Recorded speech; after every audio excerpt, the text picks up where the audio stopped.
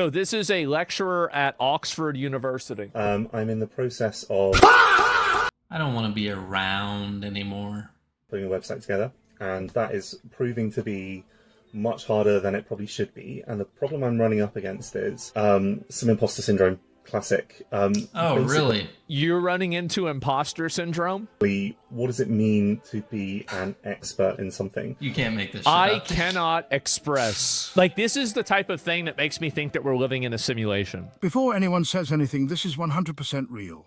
He's a lecturer in biochemistry of all things. We have a person who's wearing giant fake tits with makeup on, saying that he's experiencing imposter syndrome, but it's not for the fact that he's trying very badly to cosplay a woman. It's because his research isn't being taken as seriously as he wants it to. It's like the irony with this is just unbelievable. Bro hit randomize on character creation? Yeah, he did. It's really not obvious.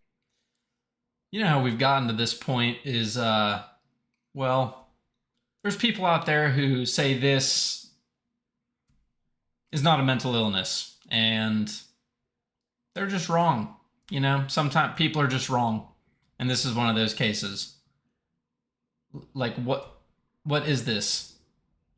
To me, at what point I could describe myself as an expert in something. I have expertise in things, like I've been teaching plenty. My chemistry's pretty solid, but I think still biology isn't. I have this feeling that declaring myself an expert in something. I bet he got this idea here.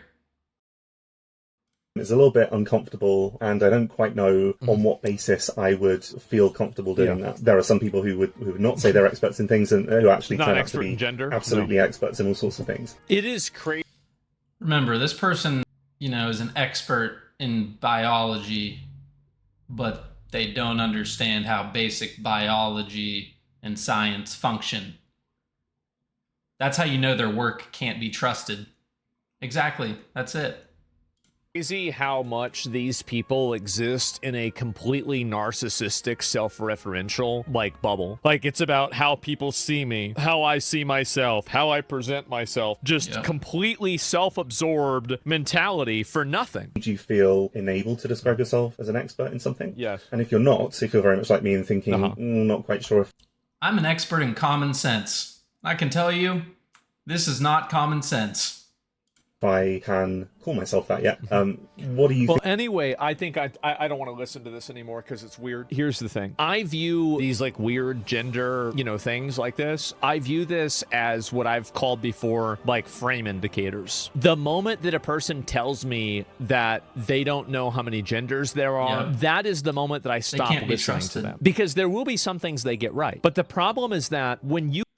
He's 100% right about this. I've said this so many times. It's like, I would never in a million years vote for somebody or side with somebody, probably on any opinion ever, a vast majority of opinions, who thinks that there's more than two genders, or that you can become something that you're not and you can never become just because it's not biologically possible and it doesn't align with reality. I would never trust that type of person with any decision making whatsoever, which is exactly why, in my view, Kamala Harris lost, because she sides with that. And it's like, you might have some okay ideas, but most of them probably not, because you don't even understand basic reality or science or biology.